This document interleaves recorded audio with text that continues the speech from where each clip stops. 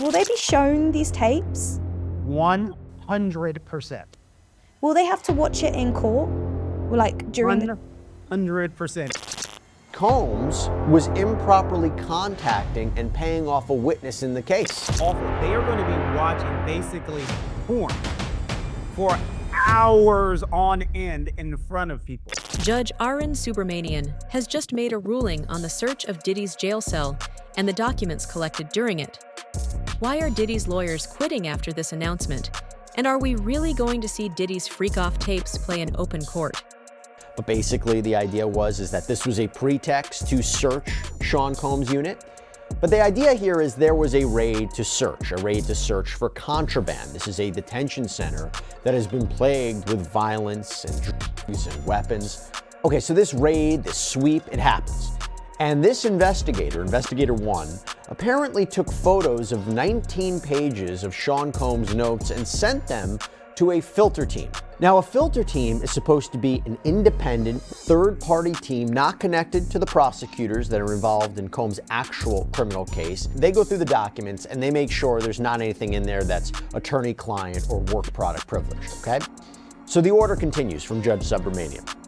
In November, the government included some of what it received from the filter team in its opposition to Combs' bail application, and Combs objected, arguing that those notes contained privileged information and were obtained in violation of Combs' constitutional rights. The court held an emergency hearing at which the government indicated that it would not rely on the notes in opposing the bail application. The court ordered the case team to get rid of the notes in its possession, which it did. Back in October of 2024, federal authorities and management at the Metropolitan Detention Center searched Diddy's jail cell as part of a pre-planned security sweep. During the search, investigators found several documents in Diddy's jail cell that proved he had been in contact with witnesses via three-way phone calls and alleged use of other inmates' calling privileges. Diddy's lawyers claimed that this raid was a violation of the Fourth and Sixth Amendments, and as a result, Diddy's case should be thrown out. In a new ruling, Judge Aaron disagreed and said that the case would go to trial no matter what. The prosecutors, they did initially want to use those notes in arguing that Combs should be denied bail. Why? Because they seem to indicate that those notes suggest Combs was improperly contacting and paying off a witness in the case. Yeah, they say this will show it. But yes, Judge Subramanian, in the end, ordered that those 19 pages be destroyed and that the government did not and could not use those notes in their argument for bail, but for Sean Combs it didn't matter. He was denied bail nonetheless. So according to the government, a person referred to as Investigator 1 had apparently been monitoring Sean Combs' phone calls and other communications. That's one of the ways that officials learned that Combs was allegedly breaking the jail rules by reportedly doing things like using other inmates' ID numbers or initiating three-way phone calls to potentially contact somebody he wasn't supposed to. But the defense has raised alarm bells when they say that this investigator improperly took photos of privileged notes in Combs' cell and then gave that information to the prosecution, despite the fact that the defense claims the word legal was written on the notepads, meaning there's attorney-client privilege issue. Call records from the MDC already proved that Diddy had been in contact with the witnesses and victims in his upcoming trial, and this finding was just icing on the top. Judge Aaron's ruling mentioned how the prosecutors couldn't use the documents they used, but unfortunately for Diddy, prosecutors didn't even need the documents. New details this morning in the sex trafficking case against Sean Diddy Combs. Prosecutors now claiming that from behind bars, Combs has been trying to reach out to victims and possible witnesses. And ABC's Phil Lipoff is here now with this story. Good morning, Phil. Good morning, Gio. Diddy's lawyers trying for a third time to get him out on bail, but this time, the prosecution telling the judge about attempts they say the rap mogul made from behind bars to influence everyone from potential jury to alleged victims. Who's the boss? Dudes is lost. Don't think cause I'm iced out, I'ma cool off. This morning, prosecutors leveling new accusations against Sean Diddy Combs, saying he poses a serious risk of danger, even from behind bars as he awaits trial. In a court filing late Friday, prosecutors detailing the steps they say Combs is taking while locked up to reach out to prospective witnesses and influence public opinion to affect potential jurors. The accusations within the prosecution's motion to deny bail are very serious and will be considered very heavily by the judge, because the judge is going to want to ensure that he is not influencing witnesses and or contacting anyone to influence a trial in any way. Combs has pleaded not guilty to charges of racketeering, transportation to engage in prostitution, and sex trafficking. He denies any wrongdoing. The government now asking a judge not to grant Combs' third request for bail, in which the music mogul offers a $50 million bail package, citing new evidence and changed circumstances. According to our sources, Diddy is not being housed in a solitary cell. And what's more surprising, the sources say he can still get his freak on, so to speak. There is apparently a secret system that inmates on the block all seem to know about, a way to spy on the female inmates who are housed one floor below them. I thought there's no way there could be some way to contact the ladies down below, but tell me how it worked. It's a dormitory Puff Daddy's in. He's not in cells. So there's a big dorm with a bunch of bunks, and then there's a little room where you go into, and it's like a workout area. But it's not really a yard, you would say. It's just like with gates, like you see right there in the building. And you could literally lay down, and the females are right below you, and you could just yell at them, and they yell back, and basically like you could kind of see them, and they could see you a little bit, but you have to watch out for the guards, obviously. But you can talk with them and, show each other some things sometimes, which I never did any of that. To make matters even worse for Diddy, this ruling came right after the prosecutors came after Diddy filed a superseding indictment, adding more victims in the case against Diddy, along with a longer time duration, essentially making it more difficult for Diddy to get out. We're going to come back to who these victims might be in a minute. Basically means that the previous charges have been updated and the government have added new details to the case. They've expanded either the charges against someone, which isn't what's happened here, or they have added new detail about the alleged crimes, which is what is happening in this particular case. So what's new, what's different in this superseding indictment? There are no new charges against Diddy. Like you said, he's still accused of sex trafficking, of racketeering and transportation for the purposes of prostitution. But what the prosecutors have done is expanded the case with more details. They've added 2 new female victims, and they've also said that the alleged crimes took place over a longer time frame than they'd initially said. It now runs from 2004 to 2024, whereas before it had just been a 16-year time span. And you mentioned there about adding new victims. That's victim 2 and victim 3 referred to in this indictment, but we already had a victim. We had victim 1. They're still in it? Yes, that's right. So victim 1 is the case that they built the federal prosecution on. And they say about these 3 victims, Combs and other members and associates of the Combs enterprise wielded the power of the Combs global enterprise to intimidate, threaten and lure female victims into Combs' orbit, often under the pretense of a romantic relationship. Combs then used force, threats of force and coercion to cause victims, including but not limited to 3 female victims, 1, 2 and 3, to engage in commercial sex acts. In connection with the commercial sex acts, Combs provided the victims with, among other things, monetary payments, career opportunities and payments of rent and housing expenses. Everyone close to Diddy is now either speaking out against him or leaving him. Anthony Rico, one of Diddy's lawyers, has just filed a motion with the judge citing his intent to withdraw, adding it had followed discussions with Combs' lead counsel, Mark Agnifilo. He's doing fine. It's a difficult circumstance. He's making the best of the situation. A situation one of Diddy's attorneys won't be part of moving forward. Anthony Rico announcing in court docs, under no circumstances can he continue defending the embattled rapper. This is a serious proceeding with serious consequences, and all of us are addressing it accordingly. In a motion filed on Thursday, Rico stopped short of revealing why he's stepping down from Diddy's legal team, just months ahead of the music mogul's scheduled trial date in May for sex trafficking and racketeering charges, all of which Diddy's denied. Dr. King called it the law of unintended consequences. So sometimes the more you push a person down, the stronger they get. That's Rico speaking up late last year for his now former client. ET's learned the attorney's exit will not affect Diddy's other attorneys, nor their defense strategy. I told Mr. Combs I'm going to try and get his case to trial as quickly as possible. He has been ready to defend this case since he first found out about this case. Nothing has changed from his perspective. You're gonna hear about my party, they're gonna be shutting them down, they're gonna probably be arresting me. After Diddy was arrested, Rico said he provided a high level of legal representation. But now, for reasons unknown, he can under no circumstances effectively serve in the upcoming trial. Nobody's okay with staying in jail for now. Former federal prosecutors and lawyers have all said that it's probably someone who helped Diddy run his freak-off parties, and there's a good chance it's Diddy's assistant.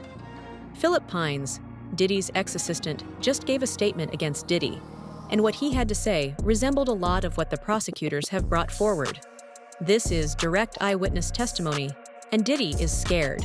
A former assistant to Sean Diddy Combs speaking out in the new interview with new allegations about wild parties and drug use. Eva Pilgrim is here with the story. Good morning, Eva. Good morning, Michael. At this point, we've all probably heard about these infamous parties. Diddy's assistant now giving us details about what he says were called Wild King Nights. It's official. I survived what I've been through. This morning, new details allegedly inside Diddy's world before his shocking arrest. The entertainment mogul now behind bars for federal sex trafficking and racketeering charges. It was a circus. He did whatever he wanted, and we were just at his disposal. Phil Pines was Diddy's senior executive assistant from 2019 to 2021. He says his then boss asked him to purchase supplies for parties dubbed Wild King Nights. We usually had a laundry list of items that included lights, alcohol,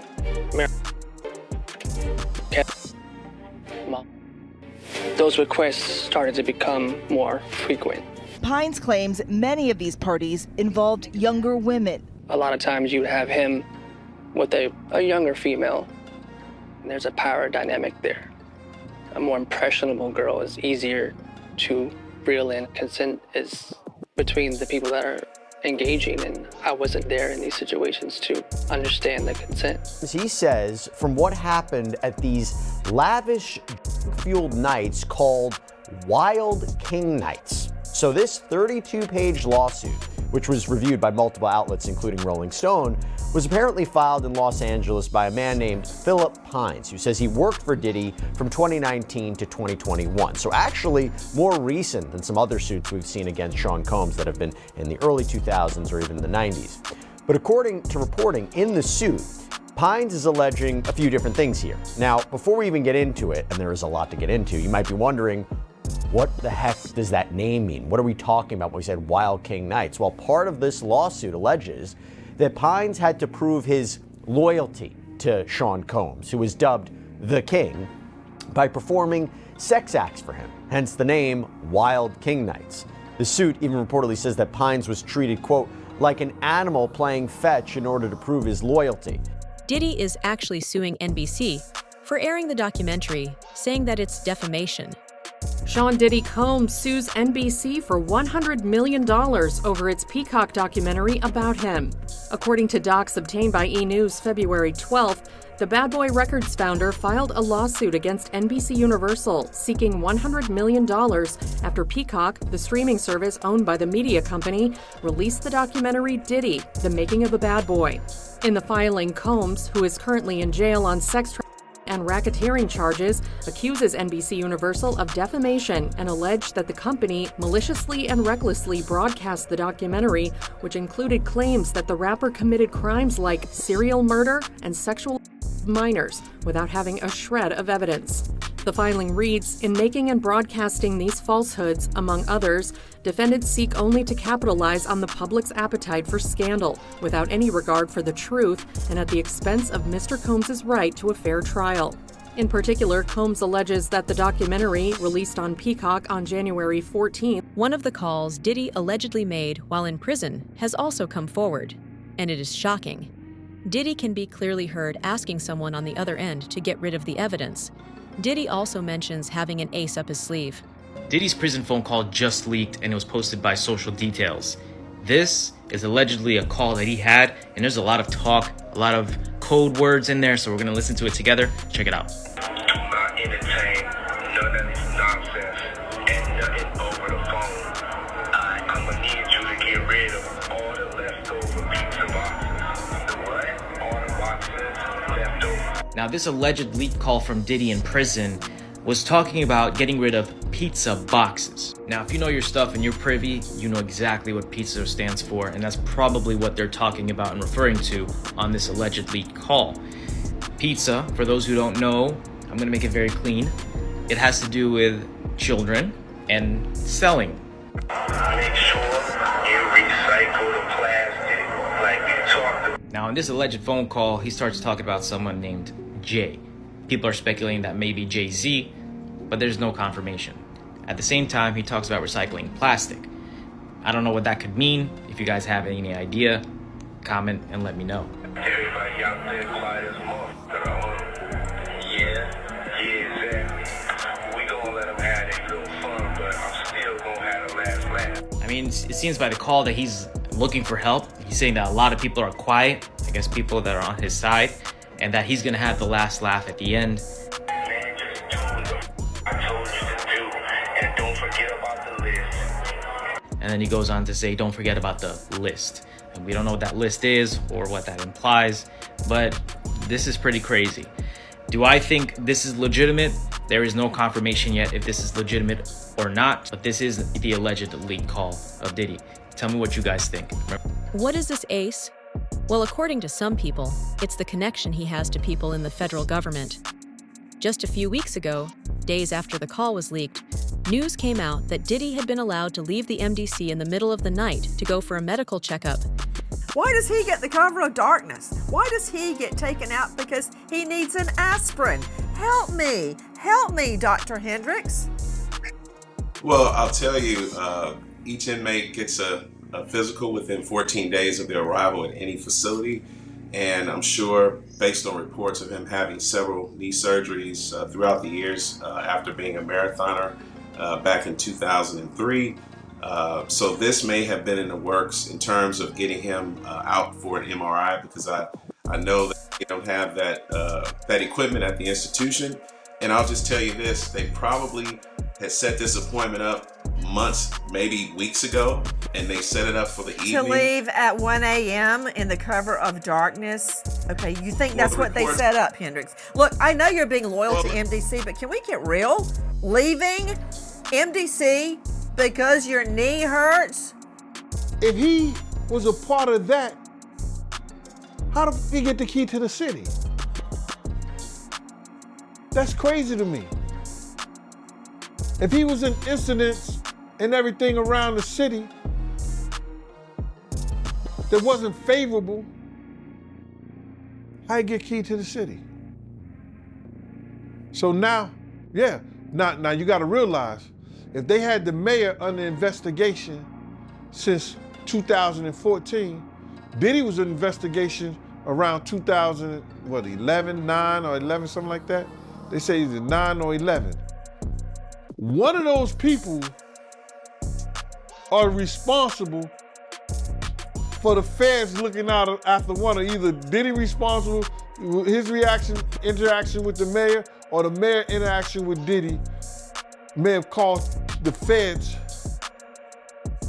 to be looking at both of them in some form or fashion. I don't know which one was first. Was it Diddy interaction with the mayor, or the mayor interaction with Diddy? Which one did the Fed have under surveillance first? And I think it was probably Diddy. Diddy is best friends with Mayor Adams, and right after Diddy's arrest, Mayor Adams was also indicted over charges of corruption. Just weeks before his arrest, Diddy was given the key to the city. The mayor knew about the investigation against Diddy, so why would he still give Diddy the key? Does Diddy have dirt on him, or are they both involved? Big breaking news tonight. For the first time in the history of New York City, a sitting mayor has been indicted for crimes. ABC News reporting that Mayor Eric Adams has been indicted by a federal grand jury. We do not know yet the exact charges. Federal authorities have been investigating Adams and members of his staff, issuing subpoenas for documents and cell phones. Several members of administration have resigned, some of them also friends of Mayor Adams. Again, Eric Adams, the 110th mayor of New York, has been indicted by a federal grand jury. We'll have the latest online and tonight on Eyewitness News at 11.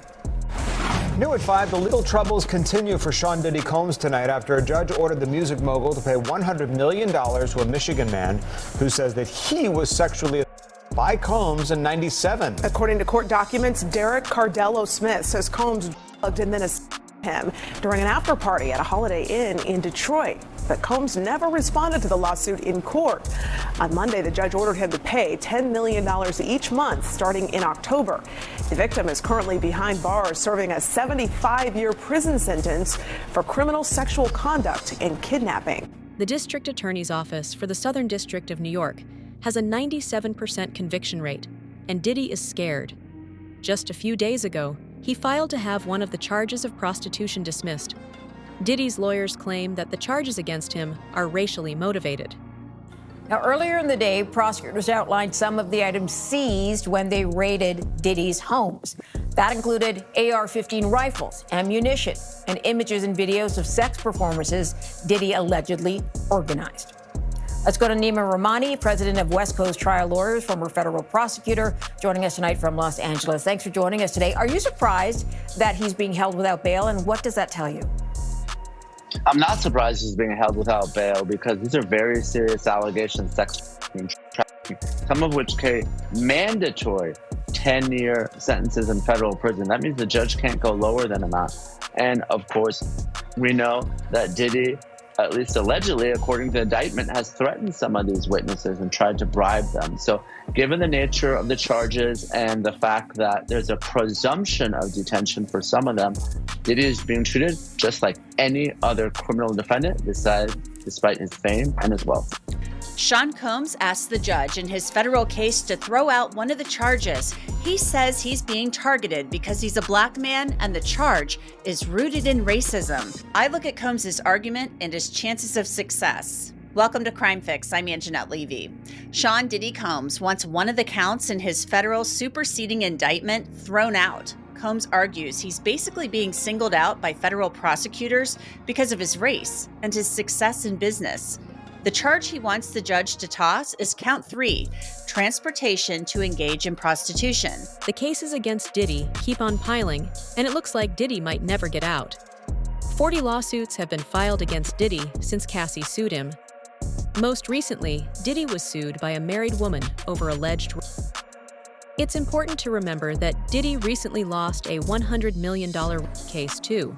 Now, remember how I mentioned she texted her husband his address she saw from the mail in his car? Well, she told Diddy she texted her husband the address. And while she says Diddy took a beat, it was only temporarily.